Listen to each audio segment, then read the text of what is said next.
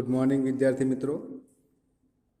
मैं चावड़ा इकबाल श्री एस पटेल प्राथमिक शाला द्वारा चलाए जाने वाले ऑनलाइन अध्ययन में आपका हार्दिक स्वागत करता हूं।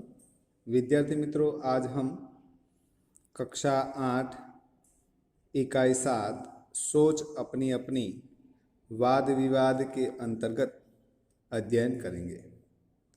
विद्यार्थी मित्रों, आपको यहाँ पर 2 चित्र दिए गए हैं और उन चित्रों के आधार पर आपको उसके बारे में वर्णन करना है और उसके बाद उसके ऊपर वाद विवाद करना है।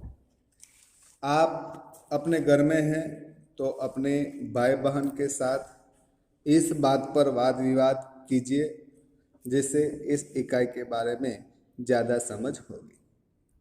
विद्यार्थी मित्रों, यहाँ पर 2 चित्र हैं, एक गांव का और एक शहर का।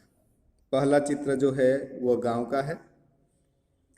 आइए हम इसका कुछ वर्णन कर लें। यह चित्र गांव का है।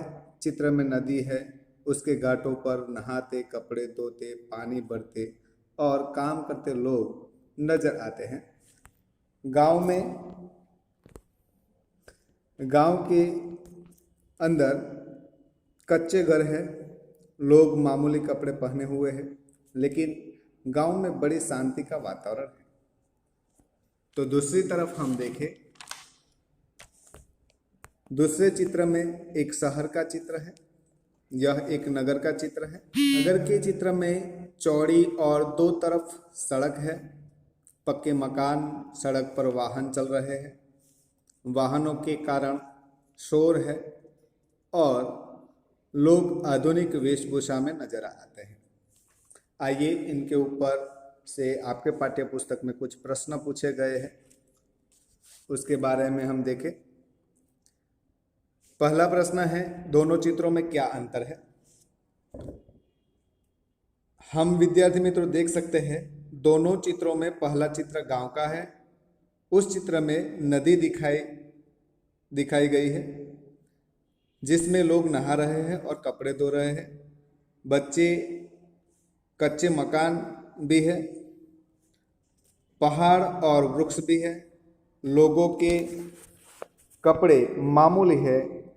गांव में बड़ी शांति का वातावरण है। दूसरा चित्र नगर का है। उस चित्र में नगर में चौड़ी दोनों तरफ सड़कें हैं, पक्के मकान, सड़क पर वाहन चल रहे हैं, वाहनों के कारण शोर है, लोग आधुनिक कपड़े पहने हुए नजर आते हैं। गांव तथा नगर के जीवन में क्या अंतर है और तुम्हें कौन सा रुचिकर लगता है, क्यों? दोनों चित्र, एक गांव का है और दूसरा है वह शहर का है।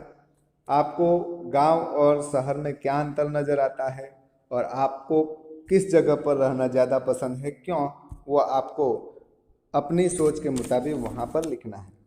मैं अपनी सोच के मुताबिक आपको बता रहा हूँ।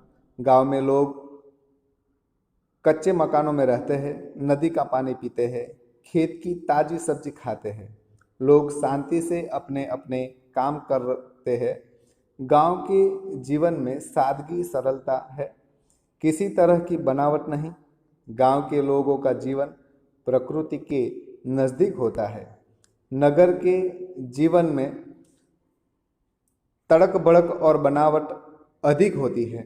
लोग पक्के मकानों में रहते हैं, फैशनेबल और अच्छे कपड़े पहनते हैं।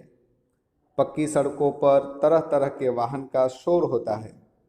लोग बाजार से सब्जी खरीद कर लाते हैं, नल का पानी पीते हैं, बैंक, दफ्तर और दुकानों में काम करते हैं। नगर के जीवन में बहुत से दोष है, इसीलिए मुझे गांव पसंद है। गांव में सरलता है, गांव में अशिक्षित लोग रहते हैं, फिर भी गांव में सब शुद्ध मिलता है। गांव में लोग समृद्ध नहीं है, फिर वहाँ रोगिष्ट प्रकृति भी नहीं है। पढ़ने के लिए मुझे नगर में जाना पड़ेगा, फिर भी मैं रहना गांव में पसंद करूंगा। गांव इस देश की संस्कृति को उजागर करते हैं। ये विद्यार्थी मित्रों मेरी तरफ से मेरी सोच थी। आपकी सोच क्या है वो आपको यहाँ पर लिखनी है। अगर आपको अपनी सोच गांव में रहने की नहीं है, शहर में रहने की है, तो आप उस सोच के मुताबिक लिख सकते हैं। क्या तालाब का जल पीने के लिए योग्य है? यदि नहीं तो क्यों? आइए उसका उत्तर देखते हैं। तालाब का जल पीने के लिए योग्य नहीं होता। तालाब चारों ओर से बंद होता है, उसमें चारों ओर से बाहर की धूल मिट्टी गिरती है, पेड़ों के पत्ते गिर कर सड़ते रहते हैं। लोग तालाब के किनारे कपड़े धोते हैं और जानवरों को नहलाते हैं। यह सारी गंदगी तालाब के जल को दूषित कर देती है। यह दूषित जल पीने के से हैजा, पच्चीस आदि तरह तरह की जानलेवा बीमारियां होने की पूरी संभावना होती है। इसलिए तालाब का जल पीने के योग्य नहीं होता है। आगे का प्रश्न देखें हम। आप अपनी पाठ्य पुस्तक के पेज नंबर 45 के ऊपर देखेंगे तो वहाँ पर है, नीचे दिए हुए मुद्दों के आधार पर विज्ञापन, वरदान या अभिशाप, इस विषय पर एक पक्ष पर अपने विचार करण के सहित प्रस्तुत कीजिए। विद्यार्थी मित्रों नीचे आप देखेंगे वहाँ पर कुछ मुद्दे दिए गए आपको। प्रदूषण, बिजली, अंतरिक्ष की खोज, डॉक्टरी सुविधा, दूरभाषा, कंप्यूटर, परमाणु बम, पिस्तौल, यातायात, ग्लोबल वार्मिंग आदि शब्दों का प्रयोग करके आपको इसके ऊपर एक पक्ष अपने विचार का सहित आपको प्रस्तुत करना है और आपकी पाठ्य पुस्तक में आपके विषय नोट में लिखना है। जय हिंद, जय भारत।